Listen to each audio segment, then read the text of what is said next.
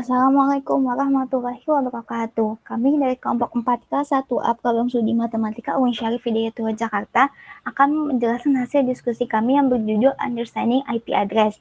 Kelompok kami beranggotakan 4 anggota, ada Becky Karina Cindy, Nazla Putri Dwijani, Intan Syafitri, dan Zara Tiffany Apriliana. Materi pertama yaitu mengenai IP address. Yang pertama yaitu ada pengertian IP address. IP address adalah sebuah identitas angka yang digunakan semua perangkat komputer agar saling berhubungan dalam jaringan internet. IP address juga sering disebut sebagai seperangkat aturan yang mengatur kegiatan internet dan membantu memberikan fasilitas dalam menyelesaikan tindakan di internet. Selanjutnya, jenis-jenis IP berdasarkan cakupan. Yang pertama, IP public adalah sebuah alamat IP yang digunakan perangkat komputer dalam jaringan global atau internet. IP public memiliki cakupan yang luas. Yang kedua, IP private adalah sebuah alamat IP yang cakupannya lebih kecil dibandingkan IP public. Selanjutnya adalah jenis-jenis IP berdasarkan cara memperolehnya. Jadi di sini dibagi menjadi dua, ada IP dynamic sama IP static. IP dynamic adalah sebuah IP yang selalu berubah-ubah dari waktu ke waktu. Sedangkan IP static adalah sebuah IP yang tidak akan berubah. Fungsi-fungsi IP address. Yang pertama, IP address sebagai identitas alamat perangkat. Yang kedua, IP address sebagai alat identifikasi interface atau host.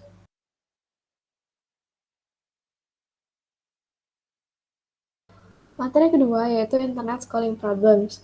Meningkatnya jumlah penggunaan internet diiringi bertumbuhnya perangkat dan layanan internet yang pesat dan tanpa henti ini mengakibatkan internet mengalami dua masalah penskalan internet atau Internet Calling Problems. Nah, masalah yang pertama itu ada habisnya ruang alamat Internet Protocol version 4 atau IPv4. Penggunaan internet telah mengalami pertumbuhan yang sangat pesat seiring dengan berjalannya waktu. Hampir semua perangkat elektronik seperti komputer, laptop, ponsel TV, dan bahkan lampu sudah bisa dikendalikan melalui internet. Karena perangkat elektronik tersebut sudah terhubung ke internet, maka pasti mereka mempunyai alamat di dalam jaringan. Alamat jaringan ini disebut dengan IP address. IP address adalah alamat atau identitas numerik yang diberikan kepada suatu perangkat sehingga bisa berkomunikasi dengan perangkat lain di dalam jaringan. Pada saat ini, IP address memiliki dua jenis IP, yaitu ada IPv4 dan IPv6. Versi IP yang sering digunakan adalah IPv4. IPv4 itu menggunakan pengalamatan 32 bit yang dibagi menjadi 4 oktet sehingga IPv4 itu cuma punya 4 miliar sekian alamat yang tersedia. Karena internet terus mengalami perkembangan, maka jumlah alamat IP yang terbatas ini pada akhirnya akan habis.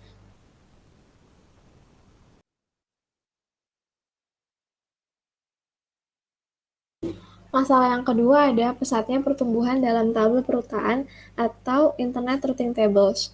Routing adalah proses pengiriman paket data dari satu jaringan ke jaringan yang lain. Tabel routing adalah tabel yang berisi semua informasi IP address sehingga suatu router dapat berkomunikasi dengan router yang lainnya. Selama beberapa tahun terakhir, tabel perutaan internet atau Internet Routing Tables telah mengalami pertumbuhan yang pesat seiring dengan meningkatnya jumlah perangkat yang terhubung ke internet.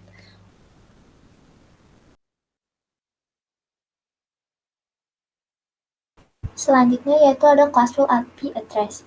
Nah, classful secara sederhana ini dapat diartikan dengan kelas atau menggunakan kelas. Nah, jika dikaitkan dengan pengalamatan IP, maka pengalamatan IP classful dapat diartikan menjadi pengalamatan IP berdasarkan kelas. Pengalamatan dengan metode ini ada pada pengalamatan IPv4. IPv4 dibagi menjadi kelas A, B, C, dan E. Dari 5 kelas A, B, C, dan E, kelas A, B, C ini digunakan untuk jaringan unicast, kelas D untuk jaringan multicast, dan kelas E disediakan untuk penggunaan masa depan atau eksperimen. Selanjutnya, pembagian kelas-kelas IP address didasarkan pada dua hal, yaitu yang pertama network ID, bagian dari IP address yang menunjukkan di jaringan mana komputer tersebut berada. Yang kedua yaitu ada host ID, menunjukkan workstation, server, router, dan lainnya dalam jaringan tersebut. Nah, pembagian network ID dan host ID ini tergantung pada subnet max, dan subnet max ini dibagi berdasarkan kelas IP address. Selanjutnya, ini ada kelas range network ID. subnet max, host ID, dan penggunaannya. Jadi yang pertama ini ada kelas A, range-nya itu dari 1 sampai 126, network ID-nya 1.0.0.0, subnet max-nya 255.0.0.0, host ID-nya xxx.255.255.254. Nah, penggunaannya ini untuk skala besar. Kelas B, range-nya dari 128 sampai 191. Network ID-nya 128.0.0.0. Subnet max-nya 255.255.0.0. Host ID-nya xxx.255.254. Nah, penggunaan kelas B ini untuk skala menengah ke atas. Dan selanjutnya itu ada kelas C, range-nya itu 192 sampai 223. Network ID-nya 192.0.0.0, subnet max-nya 255.255.255.0. Host ID-nya yaitu xxx.xxx.254. Nah, penggunaan kelas C ini untuk skala kecil. Selanjutnya kelas D, range-nya itu dari 224 sampai 239. Nah, untuk kelas D dan E ini tidak ada network ID, subnet max, dan host ID. Penggunaan kelas D ini untuk multicast. Yang kelima yaitu ada kelas E, range-nya 240 sampai 255. Penggunaannya untuk eksperimen. Nah, adapun kekurangan dari kelas full IP address yaitu jumlahnya yang terbatas. Sedangkan dunia semakin maju, maka internet memerlukan address lebih dari 32 bit. Jadi saat ini IP classful ini tidak dipakai lagi dan beralih ke IP classless. Materi selanjutnya yaitu subnetting. Subnetting adalah proses untuk memecahkan atau membagi sebuah network menjadi beberapa network yang lebih kecil. Dengan subnetting, maka kita bisa membuat network dengan batasan host yang lebih realistis. Kebutuhan subnetting menyediakan cara yang lebih fleksibel untuk menentukan bagian mana dari sebuah 32-bit IP address yang mewakili network ID dan bagaimana yang mewakili host ID. Next. Selanjutnya, fungsi dari subnetting. Yang pertama, penghematan alamat IP atau mengalokasikan IP address yang terbatas agar lebih efisien. Yang kedua, mengoptimalisasi untuk kerja jaringan. Walaupun sebuah organisasi memiliki ribuan host device, mengoperasikan semua device tersebut di dalam network ID yang sama akan memperlambat network. Selanjutnya, tujuan dari subnetting. Yang pertama, untuk mengefisienkan pengalamatan jaringan. Misalnya untuk jaringan yang hanya mempunyai 10 host. Kalau kita ingin menggunakan kelas C saja, terdapat 254 dikurang 10. Sama dengan 244 alamat yang tidak terpakai. Yang kedua, dapat membagi satu kelas network atas sejumlah subnetwork. Dengan arti kata, membagi suatu kelas jaringan menjadi bagian-bagian yang lebih kecil. Yang ketiga, untuk mengatasi masalah perbedaan antara hardware dengan topologi fisik jaringan. Yang keempat, untuk meningkatkan keamanan dan mengurangi terjadinya kongesti akibat terlalu banyak host dalam satu jaringan. Yang terakhir, untuk membuat lebih efisien alokasi IP address dalam sebuah jaringan supaya bisa memaksimalkan penggunaan IP address. Next. Proses subnetting. Yang pertama, menentukan jumlah subnet yang dihasilkan subnet mask. Yang kedua, menentukan jumlah host per subnet. Yang ketiga, menentukan subnet yang valid. Yang keempat, menentukan alamat broadcasting untuk tiap subnet. Yang terakhir, menentukan host-host yang valid tiap subnet. Next. Materi selanjutnya yaitu VLSM atau Variable Length Subnet Mask. VLSM adalah pengembangan mekanisme subnetting di mana dalam VLSM dilakukan peningkatan dari kelemahan subnetting klasik, yang mana dalam klasik subnetting, subnet zeros dan subnet ones tidak bisa digunakan. Selain itu, dalam subnet klasik, lokasi nomor IP tidak efisien. Pada metode VLSM subnetting digunakan berdasarkan jumlah host, sehingga akan semakin banyak jaringan yang akan dipisahkan.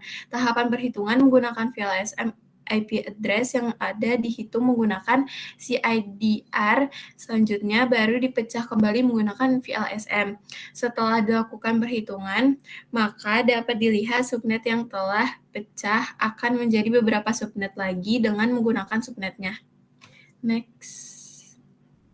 Dalam penerapan IP address menggunakan metode VLSM agar tetap dapat berkomunikasi ke dalam jaringan internet, sebaiknya pengelolaan jaringannya dapat memenuhi persyaratan sebagai berikut. Yang pertama, routing protokol yang digunakan harus mampu membawa informasi mengenai notasi prefix untuk setiap rute broadcast-nya. Yang kedua, semua perangkat router yang digunakan dalam jaringan harus mendukung metode VLSM yang menggunakan algoritma penerus paket informasi. Next. Selanjutnya, manfaat dari VLSM.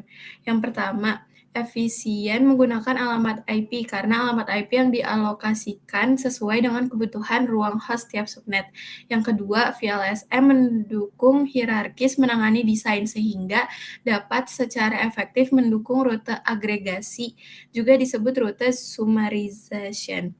Yang terakhir, berhasil mengurangi jumlah rute di routing tabel oleh berbagai jaringan subnet dalam satu ringkasan alamat.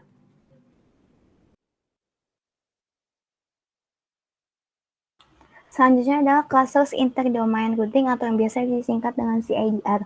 CIDR merupakan suatu cara untuk mengalokasikan Internet Protocol Address dan routing paket Internet Protocol. Nah, menurut sumber lain, CIDR adalah cara penulisan subnet mask dari sebuah subnetwork dari desimal ke biner, kemudian menghitung jumlah total nilai biner satu yang ada. Next. Selanjutnya adalah tujuan dari CIDR. Tujuan awal pembentukan CIDR itu adalah untuk memperlambat pertumbuhan tabel-tabel routing pada router yang melalui internet dan membantu memperlambat habis alamat. Sedangkan keuntungan yang didapatkan ketika kita menggunakan CIDR ada 3, yaitu lebih efisien penggunaan ruang alamat IPv4, route summarization, route CIDR memungkinkan untuk rute yang akan diringkas sebagai satu rute. Next. Nah, CIDR ini biasa disebut juga dengan supernetting, adalah skema pengalamatan IP yang dapat menggantikan sistem lama berdasarkan kelas A, kelas B, dan juga kelas C. Nah, dengan adanya penggunaan CIDR, satu alamat IP dapat digunakan untuk menunjuk banyak alamat IP yang unik. Alamat CIDR ini tidak jauh berbeda dengan alamat IP biasanya. Yang berbeda hanya pada penaruhan garis miring atau yang biasa disebut slash pada akhir sejumlah bilangan. Nah, pada sistem lama terdapat masalah, yaitu sistem menyisakan banyak sekali alamat IP yang tidak dipakai. Seperti alamat IP kelas A yang secara teoritis dapat mendukung hingga 16 juta host komputer yang dapat terhubung kepada alamat IP itu. Tetapi pada kenyataannya jumlah pengguna alamat IP kelas A jarang yang memiliki host dalam jumlah sebanyak itu. Akibatnya terdapat banyak ruang kosong yang di dalam ruangan alamat IP yang disisakan. Nah, CIDR itu dimanfaatkan di sini agar alamat-alamat IP yang telah disediakan dapat digunakan di mana saja. Alamat CIDR terdiri dari 2 set angka, awalan dan akhiran. Awalan yang merupakan biner representasi dari alamat jaringan, mirip dengan apa yang terlihat pada alamat IP normal. Akhiran yang menyatakan jumlah total bit dalam seluruh alamat. Next. Selanjutnya adalah cara menentukan notasi CIDR. Pertama, lihat subnet masknya terlebih dahulu. Contoh, sebuah IP address 192.168.7.10 memiliki subnet mask yaitu 255.255.255.192. Nah, ubah subnet mask tersebut menjadi bentuk binary. Contoh, binary dari subnet mask 255.255.255.192 adalah tertera di gambar. Jadi nilai 255 itu ketika diubah ke biner akan menghasilkan 1 yang berjumlah 8. Nah, selanjutnya adalah hitung berapa jumlah bit bernilai 1. Dari contoh di atas, kita dapatkan bahwa jumlah bit 1 ada 26, maka tanda prefiksnya adalah /26. Jadi, pada penulisan IP address di bagian akhir ditambahkan tanda /26. Next. Selanjutnya yaitu ada IPv4. Alamat IP versi 4 ini versi IP address yang sudah digunakan sejak internet mulai dimanfaatkan secara komersial. Selain itu, versi inilah yang paling banyak digunakan. Sebuah alamat IPv4 mempunyai panjang 32 bit dan terdiri dari 4 bagian yang dipisahkan oleh titik. Masing-masing bagian panjangnya adalah 8 bit. Satu baris yang terdiri dari 8 angka itu disebut oktet. Nah, setiap oktet ini bernilai maksimal 255. Bagian kelas-kelas IP address dibagi menjadi dua, yaitu yang pertama ada network ID, memberitahu di jaringan mana komputer tersebut berada. Yang kedua yaitu ada host ID, menunjukkan server, router, dan lainnya dalam satu jaringan tersebut. Nah, untuk mengetahui total alamat host dalam sebuah alamat jaringan dapat digunakan rumus 2 pangkat 16 min 2, dan hasilnya itu 65.534. Next. Jenis-jenis alamat IPv4 ini dibagi menjadi 3, yaitu yang ada unicast, multicast, dan broadcast. Yang pertama itu unicast. Unicast ini merupakan jenis komunikasi di mana data dikirim dari satu komputer ke komputer yang lain. Unicast ini merupakan tipe komunikasi point-to-point atau one-to-one. Yang kedua yaitu ada alamat multicast. Ini jenis komunikasi di mana paket ditujukan untuk sekelompok perangkat di jaringan, lalu paket dikirim ke grup, dan hanya anggota grup tersebut yang menerima paket tersebut. Jadi multicast ini merupakan tipe komunikasi one-to-many. Yang ketiga yaitu ada broadcast. Ini jenis komunikasi di mana data dikirim dari satu komputer satu kali dan salinan data tersebut akan diteruskan ke semua perangkat. Jadi broadcast ini merupakan tipe komunikasi one to everyone. Next. Kelas-kelas alamat IPv4. Nah, kelas alamat IPv4 ini dibagi menjadi 5 kelas, yaitu A, B, C, D, dan E. Nah, kelas A, B, C ini disebut dengan IP address unicast, kelas D itu multicast, dan E ini disebut dengan eksperimen. Yang pertama yaitu ada kelas A. Kelas A ini untuk jaringan yang berskala besar. Jadi pada segmen pertamanya itu berisi network bit, dan yang kedua sampai keempat itu berisi host bit. Jadi pada bit pertamanya itu harus dimulai dengan angka 0. Yang kedua yaitu ada kelas B. Kelas B ini untuk jaringan yang berskala menengah ke atas. Jadi pada segmen pertama dan kedua itu berisi network bit, dan yang ketiga sampai keempat itu berisi host bit. Nah, pada bit pertamanya ini harus dimulai dengan 1, 0. Next. Yang ketiga yaitu ada kelas C. Nah, kelas C ini untuk jaringan berskala kecil. Nah, pada segmen pertama sampai segmen ketiga itu berisikan network bit.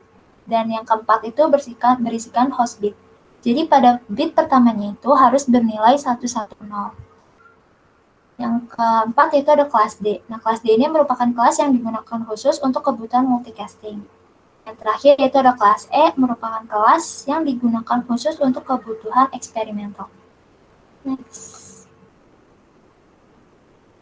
Yang kedua yaitu ada IPv6. Dikarenakan keterbatasan pemakaian internet protokol versi 4 dan mengingat semakin bertambahnya penggunaan IP, maka keluarlah suatu pengalamatan baru yang disebut IPv6. IPv6 ini diajukan pada tahun 1992. IPv6 ini menggunakan 128 bit yang terdiri dari 8 blok yang berisi 16 bit, dan di setiap bloknya ini dipisahkan oleh titik 2. Berbeda dengan IPv4 yang di setiap bloknya ini dipisahkan oleh titik doang. Maka dari itu, jumlah IP yang bisa dibentuk oleh IPv6 ini lebih besar, yaitu 3,4 dikali 10 pangkat 38. Yang kedua yaitu keunggulan dari IPv6. Yang pertama yaitu IP address yang sangat banyak karena panjang alamatnya ini berjumlah 128 bit. Yang kedua, keamanannya itu lebih terjamin karena adanya IPsec. Yang ketiga yaitu dukungan mobilitas dengan adanya mobile IPv6. Yang keempat yaitu pengiriman paket yang lebih besar, sederhana, dan efisien. Next. Nah, jenis-jenis alamat IPv6 ini dibagi menjadi 4, yaitu ada unicast, multicast, broadcast, dan N-cast. Yang pertama yaitu ada alamat unicast. Ini merupakan jenis komunikasi di mana data dikirim dari satu komputer ke komputer yang lain. Unicast ini merupakan tipe komunikasi point-to-point atau one-to-one.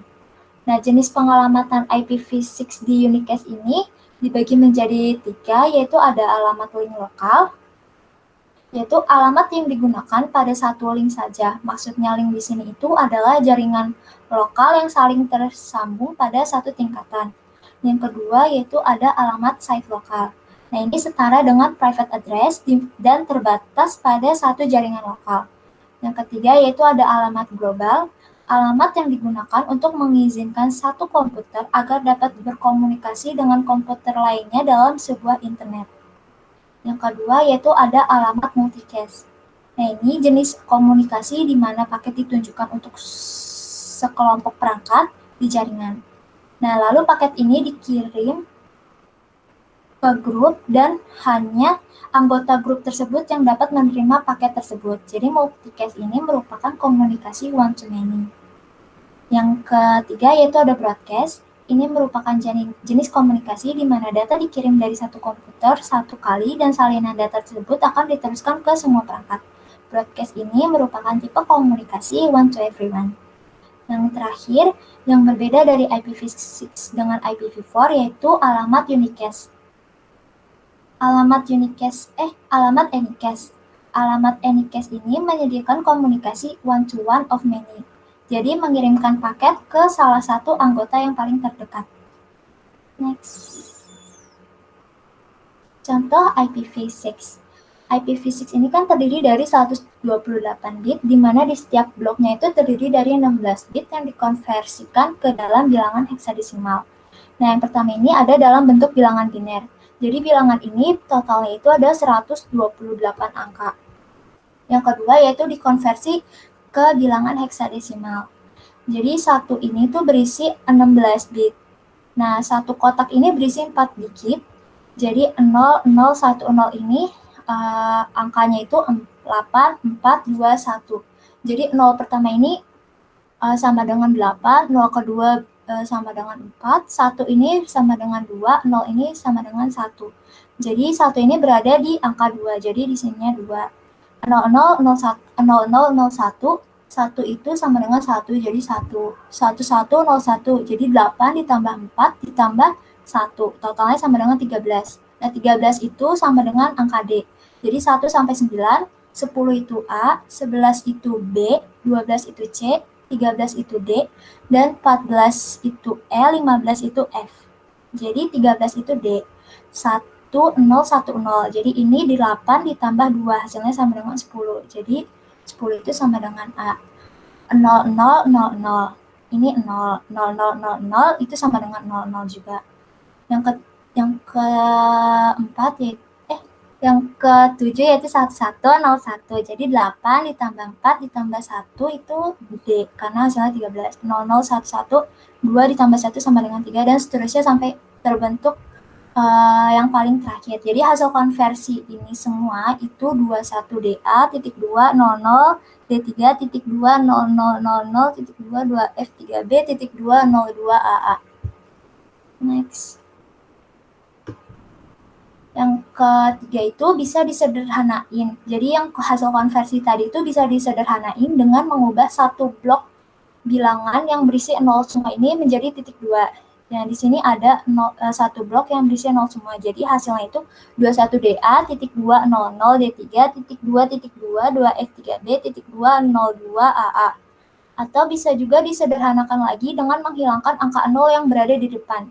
Jadi nggak boleh angka 0 yang berada di tengah atau yang berada di akhir, karena itu akan mengubah nilai si hasil konversi tadi. Jadi hasilnya itu 21DA.2.D3.2.2F3B.22AA. Next.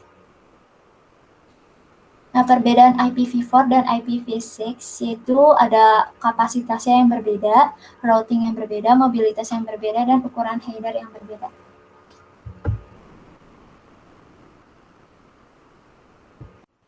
OSI layer, pengertian. Open System Interconnection atau OSI adalah model referensi dalam bentuk kerangka konseptual yang mendefinisikan standar untuk konektivitas komputer. Tujuannya dari model referensi OSI ini adalah untuk menjadi referensi bagi produsen dan pengembang. Ini berarti bahwa pengguna dapat bekerja dengan sistem atau produk lain tanpa upaya khusus. 7 model OSI layer. Yang pertama itu ada application layer. Application layer merupakan lapisan ketujuh. Lapisan ini berfungsi menjadi pusat terjadinya interaksi antara pengguna dengan aplikasi yang ada di komputer. Pada lapisan inilah proses pertama terjadinya pengiriman paket. Contoh beberapa protokol pada application layer yaitu ada SMTP, HTTP, FTP, dan lainnya. Yang kedua itu ada presentation layer atau lapisan ke-6. Lapisan ini berfungsi untuk mendefinisikan bagaimana format data ditampilkan kepada pengguna sehingga data tersebut dapat dikenali oleh komputer pengguna. Contoh format data ini adalah JPG, AFI, ASCII, dan binary. Yang ketiga ada session layer. Lapisan yang kelima adalah session layer. Session layer berfungsi untuk mengendalikan bagaimana dua buah koneksi komputer menjalin, mengelola, dan memutuskan koneksi. Contoh protokol yang ada pada lapisan ini yaitu SMB, RTP, NFS, dan lainnya. Yang keempat ada transport layer. Lapisan yang keempat adalah transport layer. Lapisan ini mempunyai fungsi untuk memecah data menjadi paket-paket data, memberi nomor urut untuk setiap paketnya, lalu mengirim paket data tersebut antara dua host atau lebih di dalam jaringan. Contoh protokol pada lapisan ini yaitu ada SPX, UDP, dan TCP. Yang kelima ada network layer. Network layer merupakan lapisan ketiga. Network layer berfungsi untuk menentukan alamat jaringan, menetapkan jalur yang ingin digunakan untuk melakukan transfer data, dan melakukan routing atau meneruskan paket ke jaringan yang benar. Contoh protokol pada lapisan ini adalah IP, ARP, RARP, dan IGMP. Yang keenam ada data link layer. Lapisan yang kedua adalah data link layer. Lapisan ini merupakan salah satu lapisan yang kompleks. Lapisan ini memiliki tugas untuk mengoreksi kesalahan yang mungkin terjadi saat proses transmisi data, flow control, dan pengalamatan perangkat keras. Selain itu, data link layer juga bertanggung jawab untuk membentuk setiap bit ke dalam format yang disebut dengan frame. Contoh protokol pada lapisan ini yaitu PPP, frame relay, dan SLIP. Yang terakhir ada physical layer. Dan lapisan OSI yang terakhir adalah physical layer. Lapisan ini merupakan lapisan ke-1. Physical layer mempunyai fungsi untuk mengkonversi bit frame data link menjadi sinyal elektronik yang kemudian mentransmisikannya dari physical layer pengirim ke physical layer penerima. Pada lapisan ini, data dikirim menggunakan jenis sinyal yang didukung oleh media fisik. Contoh media fisik yaitu kabel UTP, fiber, dan wireless. Cara kerja OSI layer.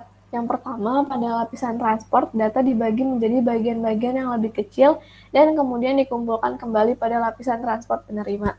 Yang kedua, alamat dibuat di lapisan network untuk menentukan jalur yang harus diikuti data untuk mencapai tujuannya. Yang ketiga, pada lapisan data link, data dikonversi menjadi sebuah frame dan diberi alamat fisik untuk perangkat mengirim dan penerima. Yang keempat, pada lapisan terakhir, lapisan fisikal mengirimkan data melalui media jaringan ke lapisan transport penerima. Yang kelima, aliran yang sama kemudian berjalan pada komputer tujuan, tetapi dimulai dari lapisan bawah atau lapisan fisikal ke lapisan atas atau lapisan application.